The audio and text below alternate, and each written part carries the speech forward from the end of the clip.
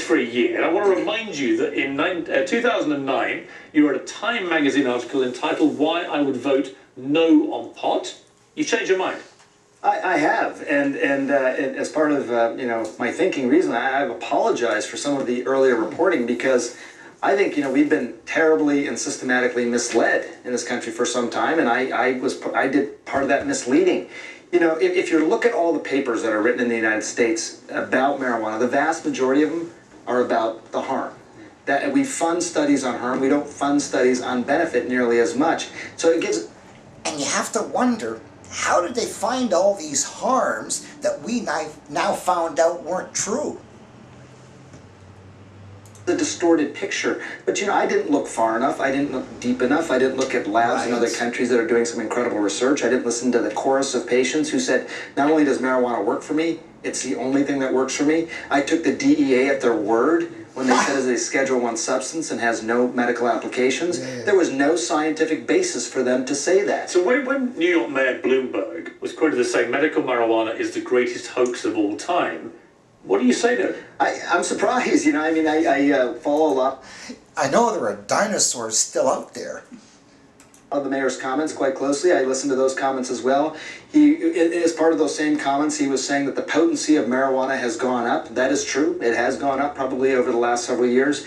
But I urge him to look at the scientific papers. I was just looking at them again in preparation for your show. The science is there. This isn't anecdotal. This isn't in the realm of conjecture anymore. For a long time we've just ignored these papers. But this was a drug, that was used for thousands of years. Now, in your documentary, you get into the effects of medical marijuana, which sometimes can be quite instant. It's quite dramatic. It really can. It works, and it can work very quickly. In fact, let me just show you. Always have too strict. Meet 19-year-old Chaz Moore. He uses many different strains of marijuana, many of them high in CBD, to treat his rare disorder of the diaphragm. My abs will lock up. That's why he's talking this way, almost speaking in hiccups, like he can't catch his breath.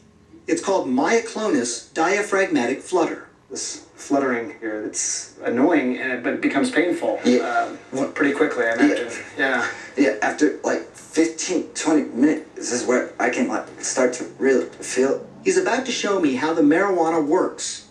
He's been convulsing now for 7 minutes. How quickly do you expect this to work? Within the first 5 minutes.